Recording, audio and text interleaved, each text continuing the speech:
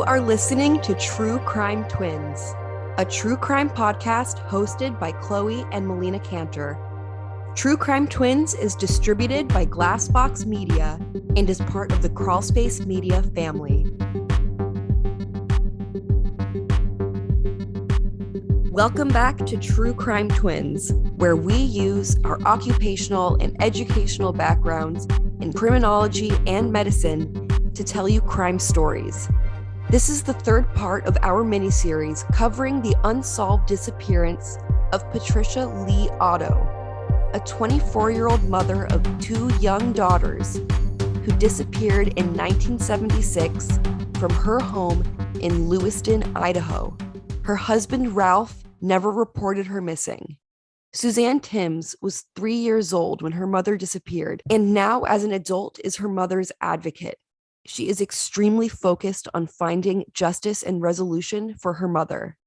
In her investigation, Suzanne has come to believe that a Jane Doe found in Finley Creek, Oregon, is her mother, and that the state of Oregon botched the investigation. For more context and to hear from Suzanne herself, please tune in to parts 1 and 2 of this series. Today for part 3, Melina and I sit and chat with Mel Jederberg, who is a founder of the Finley Creek Jane Doe Task Force. She has done meticulous research and has requested every record possible. She's responsible for having the sketch done. There was really no information and no advocacy being done on the Finley Creek Jane Doe until Mel and her colleagues came into the picture. In this interview, Mel tells us everything that we need to know about this Finley Creek Jane Doe and her opinions about the connections to Patricia Lee Otto.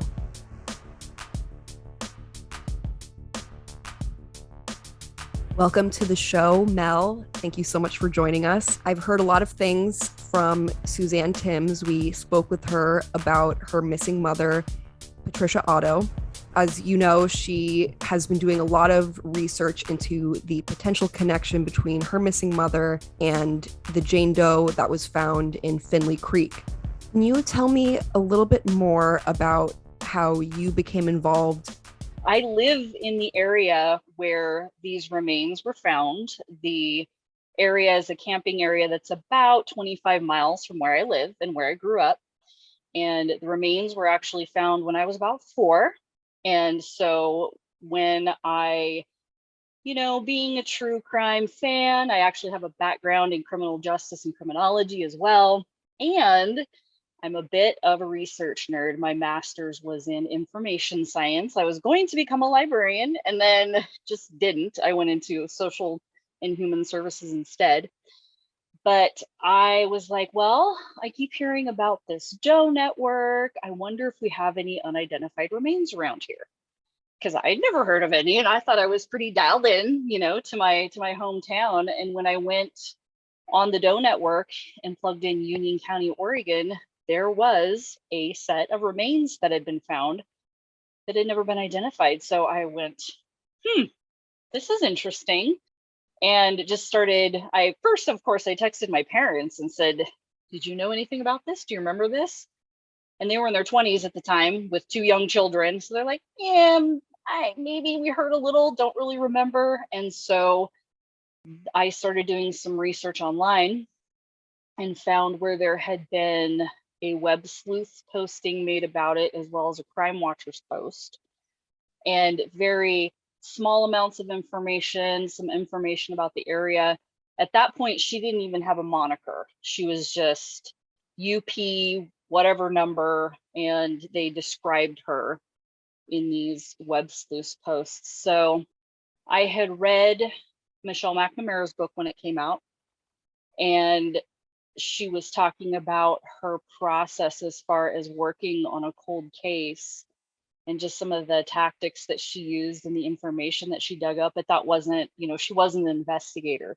This was just something she was passionate about and wanted to do. So I got very motivated by that and thought, I think that's something that I could do. Having grown up around here, I felt like I had connections, or if I didn't have them, could make them and see what I could do to push this case forward. So I looked around on Facebook to see what other groups were doing and things like that, and just thought, I think I could do this. So about 3 years ago in 2019, the anniversary date, which was in late August, was coming up.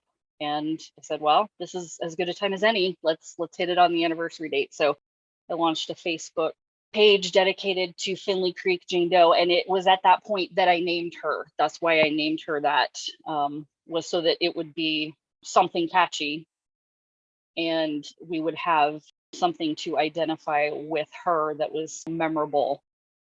I really do believe that having a moniker like that helps the case resonate with people. And I think it says so much about you that you took this on, because these poor does are essentially discarded and forgotten by society and erased. And to have you take it upon yourself to humanize her is really wonderful. For more information, she was discovered on August 27th, 1978 in Oregon. She was discovered in the morning by two hunters at the Finley Creek cow camp in a shallow grave. There was also fetal remains located in that grave. How far along was Finley Creek Jane Doe?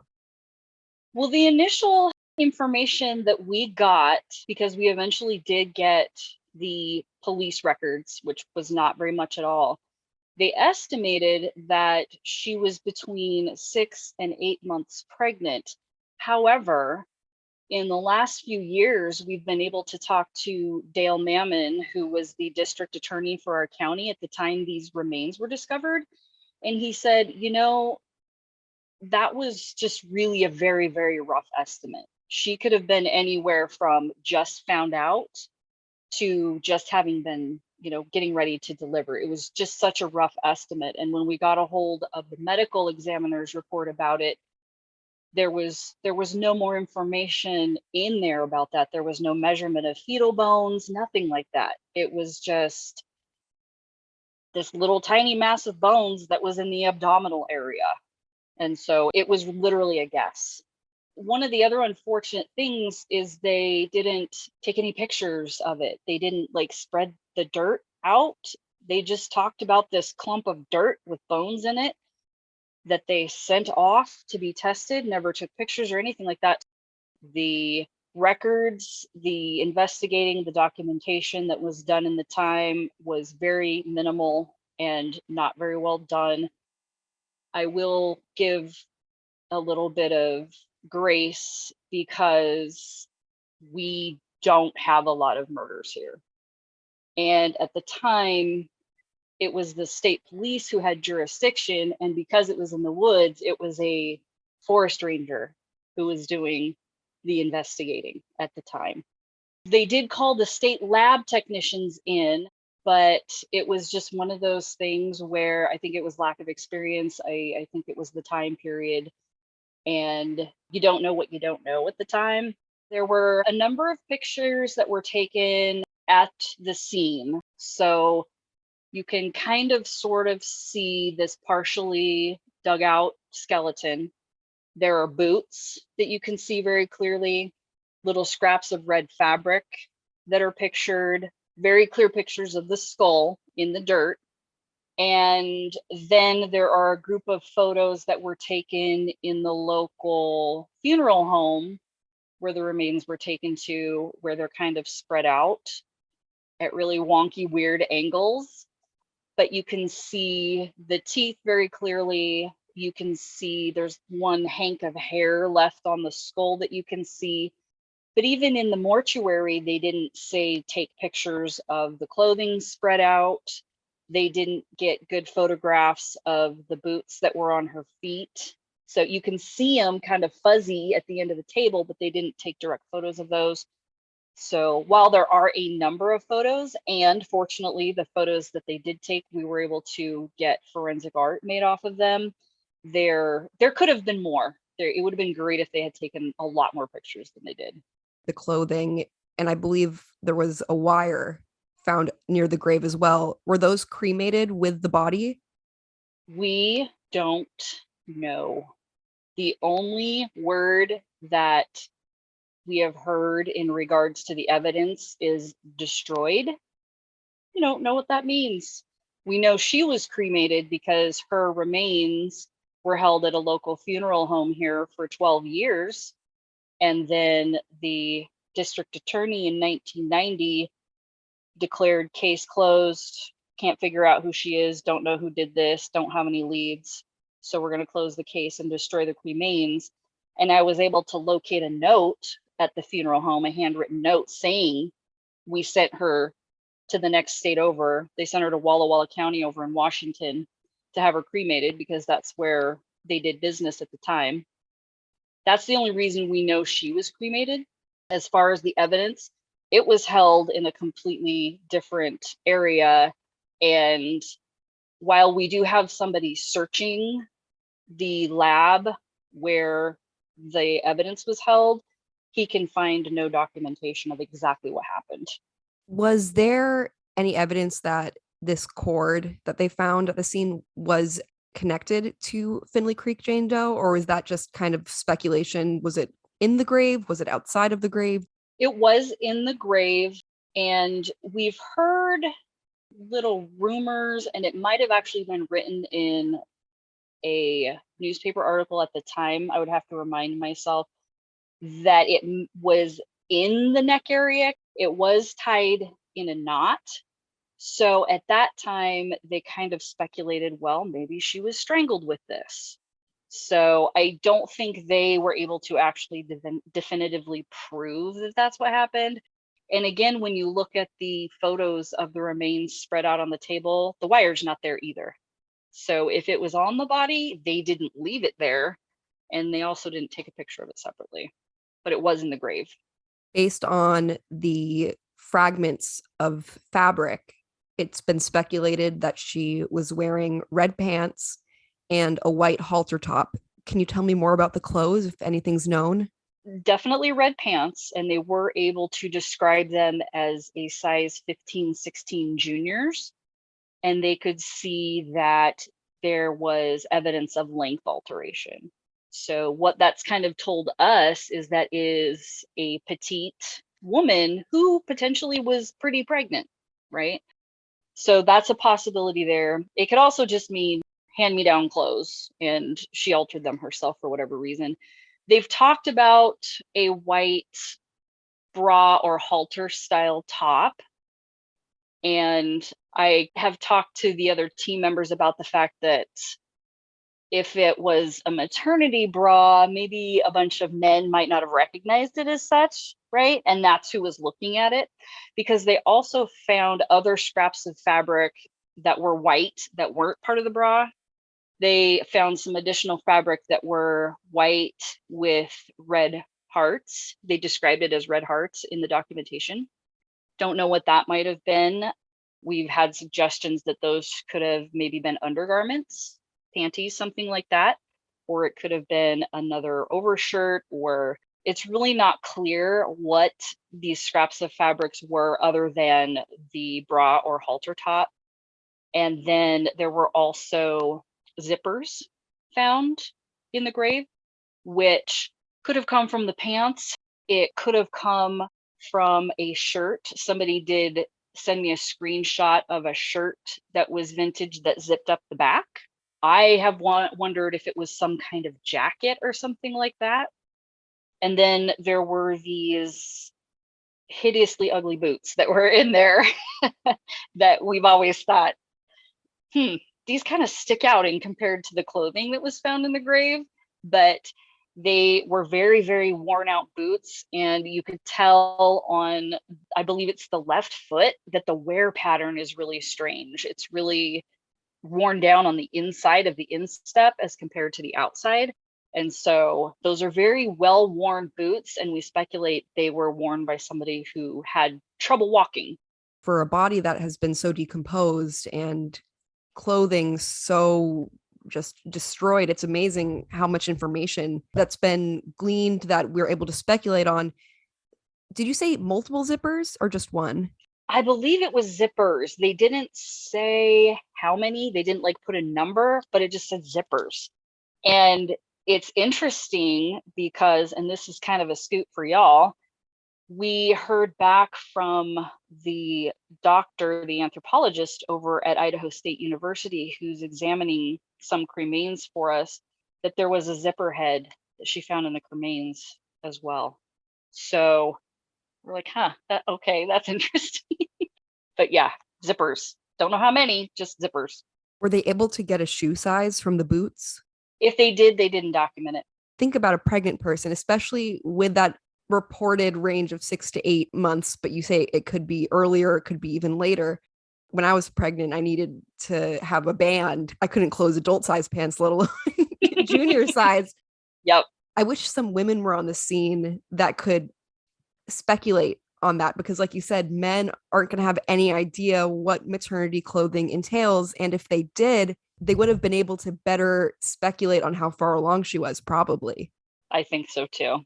The only woman who is documented to have been involved in this was a pathologist who examined the remains at the time. And I don't think she saw the clothes, because they essentially separated all that out. And I'm not sure she saw any of that. And I don't know how much they actually told her at the time.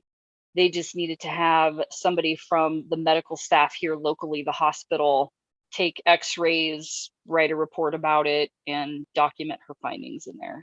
What was the estimated post-mortem interval? They estimated between 1 and 4 years before she was found. Were there any indications of what kind of criminal or what kind of person this killer was that disposed of this body based on how the evidence was left behind? There were no theories or anything like that, no case notes documented about that. My personal speculation from the time I heard about this case was domestic violence. It has always struck me as a DV case, just because number one, there was a pregnancy involved. Number two, it appeared that this person had been murdered, say, in a situation where they were at home or they were not on the road. We've gotten suggestions that this was a hitchhiker. Well, if she was a hitchhiker, where's her jacket? Where's her backpack? Where's her purse? None of that stuff was there. This woman was buried with the clothes on her back, and she was pregnant. So that has always said to me that this was either a partner, or at minimum, the father of the child, who may or may not have been somebody who could take responsibility at the time. Maybe it was a married man, maybe she was married and had a boyfriend. So that's always been my theory. Over time, of course, since we're in Oregon, we've had Ted Bundy thrown out there. We've had Gary Ridgway thrown out there. And I know that later on, as the Green River killings, they of course didn't know who Ridgway was until the 2000s, but as the Green River killings started being talked about in the media, the district attorney revealed to us that there was some kind of informal water cooler talk about this having been a Green River victim. But I mean, ultimately, he's not really documented as having come over this far. And as far as we can tell, I mean, we don't know who she is. She didn't really fit the type of victim that he went after. So we haven't been able to come up with anything that they speculated at the time. They found this body and didn't really know anything about it. She had all of her teeth, and they appeared to be in very good shape. Now, we feel that the teeth that were documented in the report may have been from a different unidentified body that the medical examiner had in the lab at the same time. There were 2 Jane Does that were found within a month of each other, the one here and then another one in Multnomah County, which, if you're familiar with Oregon at all, Portland is a metropolitan city. If you hear Oregon, you usually hear about Portland. It's the big city. That's where the Jane Doe from here was sent, and that's where the Jane Doe from Multnomah County was sent. And just looking at the teeth, they're full of dirt, but they're all there. and including wisdom teeth, but they're documented in her file as being different. They're documented as having a cap on her tooth and all this dental work done, and we're just not seeing that. So it appears to us that her teeth are actually in fairly good shape. And now, a quick word from our sponsors. Thanks for listening to our sponsors. Now back to the show.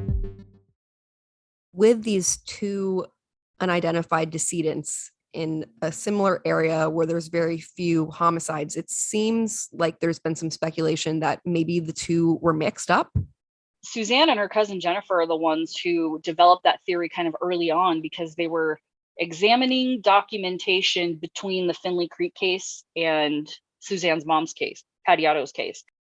And just the timeline of when police reports were put out, APBs were put out, and these bodies were found, it's very likely that information from the two different cases got mixed up and put in the different files on the two unidentified women. Do you know if the woman and the fetus were cremated together or separately?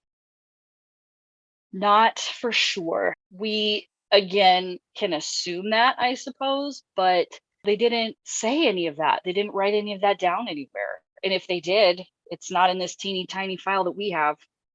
I find it amazing that when you came across this case, there was no moniker, there was no facial reconstruction. You've sort of brought her to life. Can you tell me about the process of getting that facial reconstruction done to create the face that we now know to be Finley Creek Jane Doe? We took, and when I say we, I'm referring to a number of people who, once I started the Facebook page, reached out and said, I want to help. What can I do?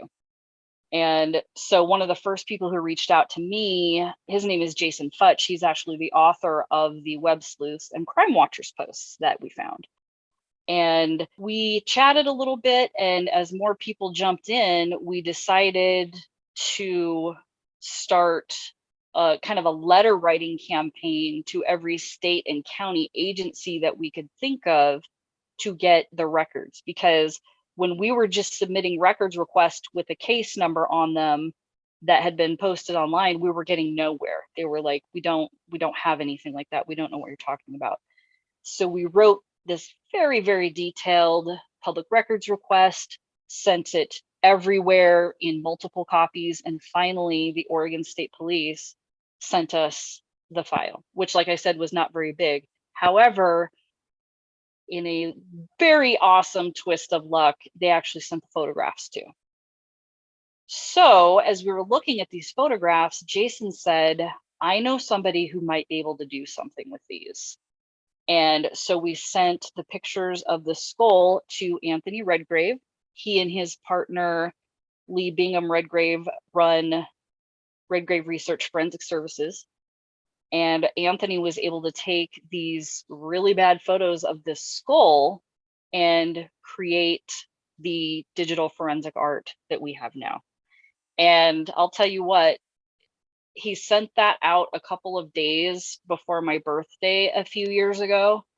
And it was on my birthday that the Oregon State authorities said, yes, this will be her official photo, disperse it at will. And so we're like, say no more, we're on it. So we put that out 2 years ago. That was 2 years ago now, and just sent it everywhere we could possibly send it. And now it's everywhere.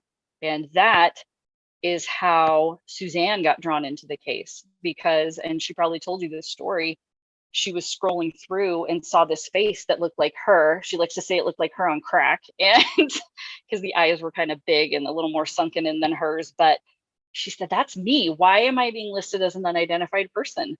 And it worked. And I love telling that story because early on when we were talking to Anthony about this, he said the purpose of forensic art is to create features that people recognize across generations. You might not recognize a hair color, you might not recognize a style, but you're going to recognize a feature, cheekbones, somebody's smile, their brows, something. And that's exactly what happened. Suzanne recognized herself. So that forensic art did exactly what it was designed to do. And it's just thrilling to see that happen. When you first saw her face, that human quality, what was your first reaction? I bawled. I literally started crying. I'm like, she's beautiful. For one, she has a face. I had done an interview with our local paper with a reporter there about a month or two prior. And he said, of course, tell me any updates. And so as soon as I got that, I texted that to him and I said, she has a face. And when he called me about it later, I was still just like sniffling about it because it was just amazing. It's amazing. And every time I look at her face now, it makes me really emotional. I had first come across the Finley Creek Jane Doe because I follow the DNA Doe project on Facebook, and she had popped up, and there was just something so human about it. And obviously all of these artistic renderings are great. It's phenomenal, but there was just something about her face that seemed more human, less cartoonish.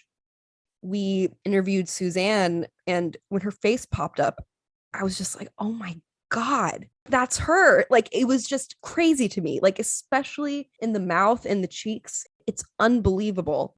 I imagine you had a similar kind of reaction when you met Suzanne. I absolutely did. And one of the first things she sent me was a trifold picture of Finley Creek Jane Doe in the middle, her mom on the left, and her on the right. And I was just like, wow. I was speechless for quite a long time. And that's unusual for me. And it was amazing. And then, yeah, meeting her in real life, we've actually met each other last summer. And I was like, I might be being a little weird, but I just kept looking at her face and just going, if she's not related to this person, I'm going to be shocked because the family resemblance is there. It's amazing. The connection's been officially ruled out by the powers that be, so to speak. The investigating police over in Idaho, when they inquired about it, they got this one sentence handwritten note saying the dental records don't match. Suzanne pointed out that x-rays weren't taken of Finley Creek Jane Doe and that they were describing teeth that weren't like Finley Creek Jane Doe's or her mom's, but when you actually look at the photos, they look pretty much identical. And she had sent me a side-by-side of the teeth, and that, to me, was the most sensational thing that I've seen with this case. The teeth and the facial overlays, there have been several people who have done overlays of the skull from different angles and Patty's face from different angles. And it's just amazing. And the more we dig into this, we're like, first of all, that rule out was not written in Finley Creek Jane Doe's copy of the file. It's nowhere. And when Suzanne first reached out to me, she said, I'm the daughter of Patricia Otto. I see that she's been ruled out as being Finley Creek Jane Doe. Was it because of the pregnancy? And I was in the middle of my workday, but I said, I know that's not it. So let me look through the file and get back to you about that. And as I flipped through my file, Patty Otto's name is nowhere in it.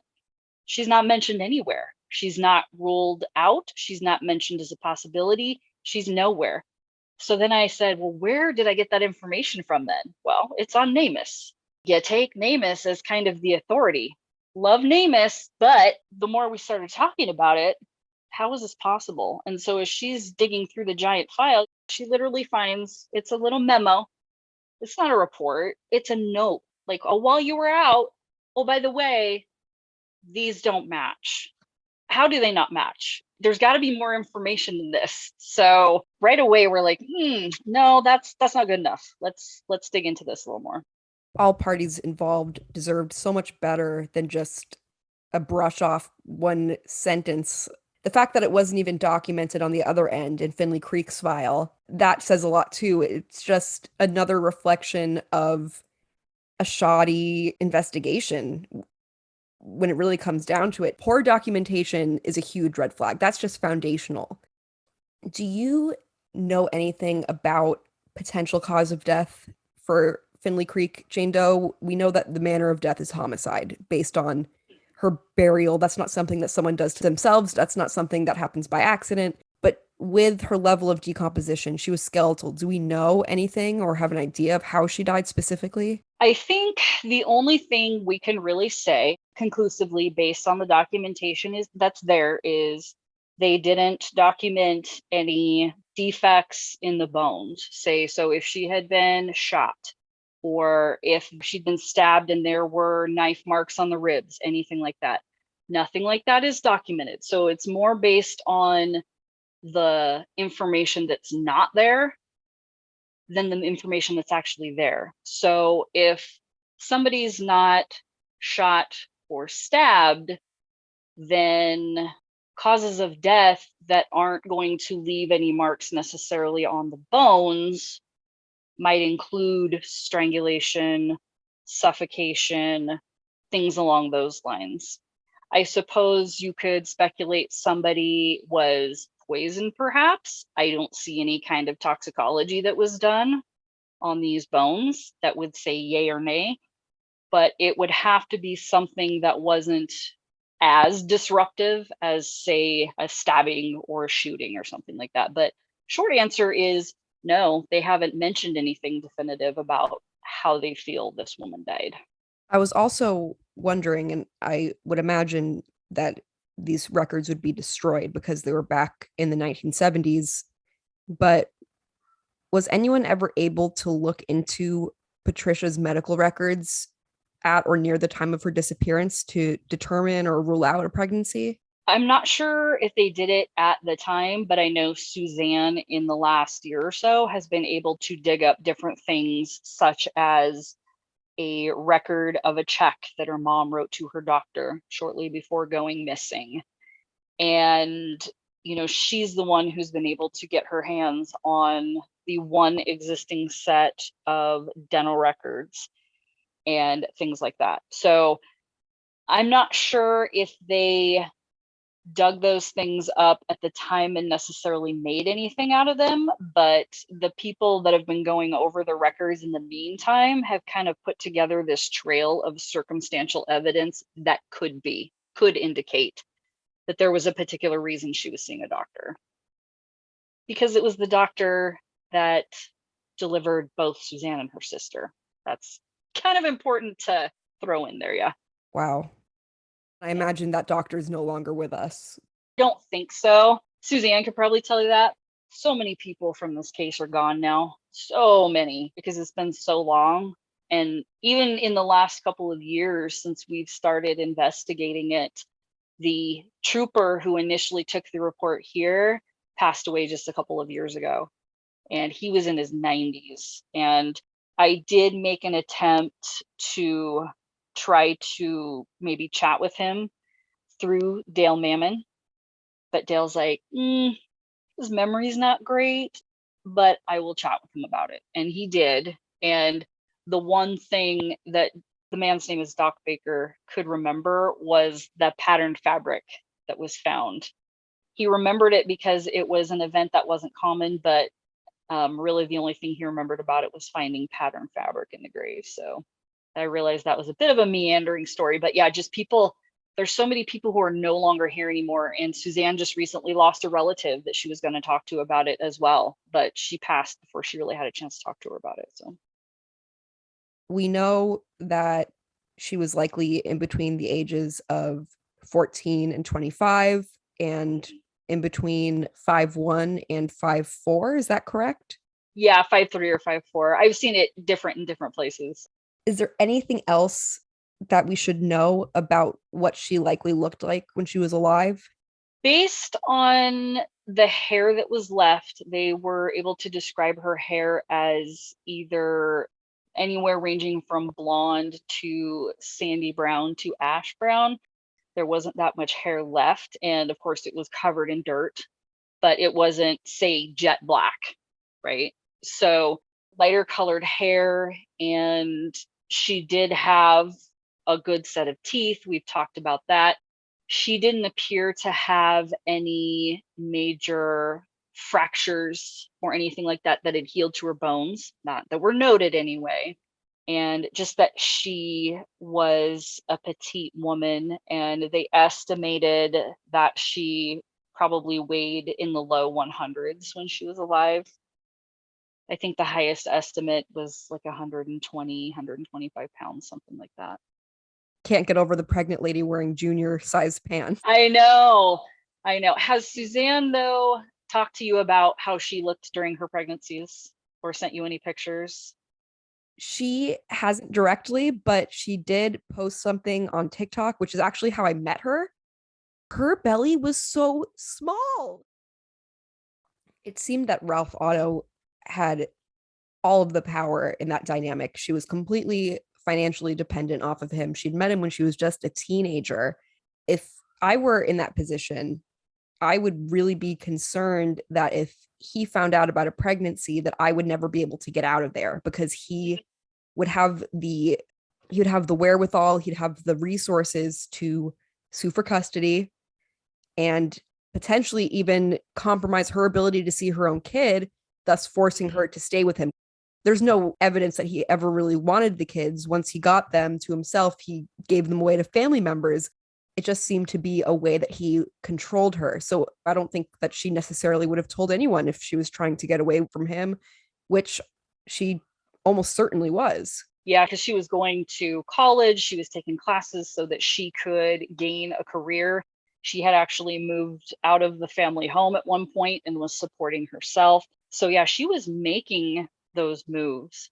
And you absolutely bring up a great point about Ralph. And coming from a social services background, we study and talk a lot about the idea of coercive control. In the 70s, that was not a thing. That was not a term. You got married, your husband was the man. They run the household, you do what he says.